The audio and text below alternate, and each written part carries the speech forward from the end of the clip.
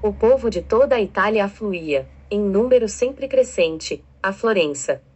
A famosa Catedral do Duomo não mais comportava as enormes multidões. O pregador Jerônimo Savonarola, abrasado com o fogo do Espírito Santo e sentindo a iminência do julgamento de Deus, trovejava contra o vício, o crime e a corrupção desenfreada na própria igreja.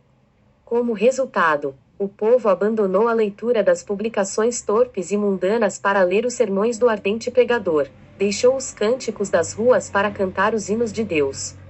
Em Florença, as crianças fizeram procissões, coletando as máscaras carnavalescas, os livros obscenos e todos os objetos supérfluos que serviam à vaidade. Com isso formaram em praça pública uma pirâmide de 20 metros de altura e atearam-lhe fogo. Enquanto o monte ardia, o povo cantava hinos e os sinos da cidade dobravam em sinal de vitória. Se o ambiente político fosse o mesmo que depois veio a ser na Alemanha, o intrépido e devoto Jerônimo Savonarola teria sido um instrumento usado para iniciar a grande reforma, em vez de Martinho Lutero. Apesar de tudo, Savonarola tornou-se um dos ousados e fiéis arautos que conduziram o povo à fonte pura e às verdades apostólicas registradas nas Sagradas Escrituras. Jerônimo era o terceiro dos 7 filhos da família. Nasceu de pais cultos e mundanos, mas de grande influência. Seu avô paterno era um famoso médico na corte do Duque de Ferrara e os pais de Jerônimo planejavam que o filho ocupasse o lugar do avô. No colégio, era aluno esmerado. Mas os estudos da filosofia de Platão e de Aristóteles deixaram-lhe a alma sequiosa. Foram, sem dúvida, os escritos de Tomás de Aquino que mais o influenciaram, a não ser as próprias escrituras, a entregar inteiramente o coração e a vida a Deus. Quando ainda menino, tinha o costume de orar e, ao crescer, o seu ardor em orar e jejuar aumentou. Passava horas seguidas em oração. A decadência da igreja, cheia de toda a qualidade de vício e pecado, e ainda o luxo e a ostentação dos ricos em contraste com a profunda pobreza dos pobres, magoavam-lhe o coração. Passava muito tempo sozinho, nos campos e à beira do rio Pó, em contemplação perante Deus, ora cantando, ora chorando, conforme os sentimentos que lhe ardiam no peito. Quando ainda jovem, Deus começou a falar-lhe em visões. A oração era sua grande consolação. Os degraus do altar, onde se prostrava horas a fio, ficavam repetidamente molhados de suas lágrimas. Houve um tempo em que Jerônimo começou a namorar certa moça florentina. Mas quando ela mostrou o quanto era desprezível que um membro de sua orgulhosa família Strozzi pudesse se unir a um Savonarola, Jerônimo abandonou para sempre a ideia de casar-se. Voltou a orar com crescente ardor. Enojado do mundo, desapontado acerca dos seus próprios anelos, sem achar uma pessoa compassiva a quem pudesse pedir conselhos, e cansado de presenciar as injustiças e perversidades que o cercavam, coisas que não podia remediar, resolveu abraçar a vida monástica. Ao apresentar-se no convento, não pediu o privilégio de se tornar monge, mas rogou que o aceitassem para fazer os serviços mais vis, da cozinha, da horta e do mosteiro. Na vida do claustro, Savonarola passava ainda mais tempo em oração, jejum e contemplação perante Deus. Sobrepujava todos os outros monges em humildade, sinceridade e obediência, sendo apontado para lecionar filosofia, atividade que exerceu até sair do convento.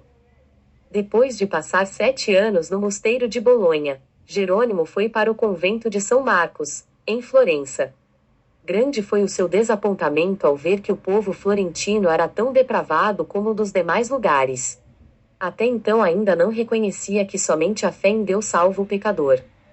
Ao completar 1 ano no convento de São Marcos, foi apontado instrutor dos noviciados e, por fim, designado pregador do mosteiro. Apesar de ter ao seu dispor uma excelente biblioteca, Savonarola utilizava-se mais e mais da Bíblia como seu livro de instrução.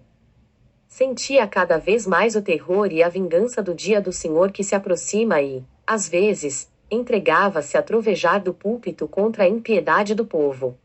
Eram tão poucos os que assistiam às suas pregações que Savonarola resolveu dedicar-se inteiramente à instrução dos noviciados. Contudo, como Moisés, não podia escapar à chamada de Deus. Certo dia, ao dirigir-se a uma feira, teve, repentinamente, uma visão dos céus abertos por onde passavam, perante seus olhos, todas as calamidades que sobrevirão à igreja. Então lhe pareceu ouvir uma voz do céu ordenando-lhe anunciar aquelas coisas ao povo. Convicto de que a visão era do Senhor, começou novamente a pregar com voz de trovão. Sob a nova unção do Espírito Santo, a sua condenação ao pecado era feita com tanto ímpeto que muitos dos ouvintes, ao fim da prédica, saíam andando atordoados, sem falar, nas ruas. Era coisa comum, durante seus sermões, homens e mulheres de todas as idades e de todas as classes romperem em veemente choro. O ardor de Savonarola na oração aumentava dia após dia e sua fé crescia na mesma proporção. Frequentemente, ao orar, caía em êxtase. Certa vez, enquanto sentado no púlpito, sobreveio-lhe uma visão durante a qual ficou imóvel por 5 horas. Nesse período, todos os presentes à igreja contemplaram o rosto do pregador brilhando. Em toda a parte onde Savonarola ministrava, seus sermões contra o pecado produziam profundo terror. Os homens mais cultos começaram então a assistir às pregações em Florença. Foi necessário realizar as reuniões na Duomo, onde continuou a pregar durante 8 anos. O povo se levantava à meia-noite e esperava na rua até a hora de abrir a catedral.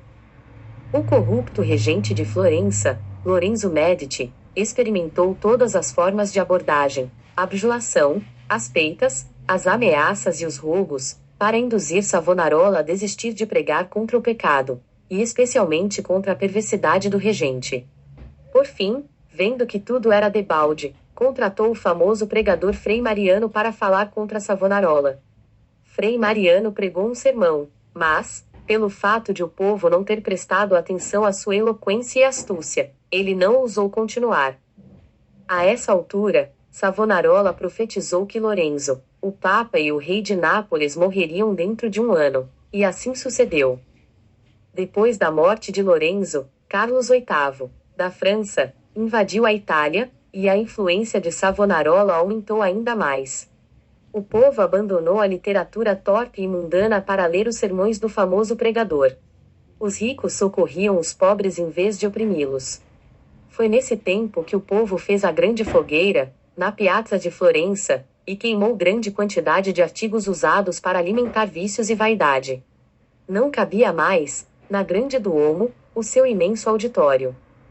Contudo, o sucesso de Savonarola foi muito curto. O pregador foi ameaçado, excomungado e, por fim, no ano de 1498, por ordem do Papa, foi queimado em praça pública. Com as palavras "O Senhor sofreu tanto por mim", terminou a vida terrestre um dos maiores e mais dedicados mártires de todos os tempos. Apesar de continuar, até a morte, sustentando muitos dos erros da Igreja Romana, ensinava que todos os que são realmente crentes estão na verdadeira Igreja. Alimentava continuamente a alma com a palavra de Deus. As margens das páginas da sua Bíblia estão cheias de notas escritas enquanto meditava nas Escrituras. Conhecia uma grande parte da Bíblia de cor e podia abrir o livro instantaneamente e achar qualquer texto. Passava noites inteiras em oração e recebia revelações quando em êxtase ou por meio de visões. Seus livros sobre a humildade, a oração, o amor e outros temas continuam a exercer grande influência sobre os homens.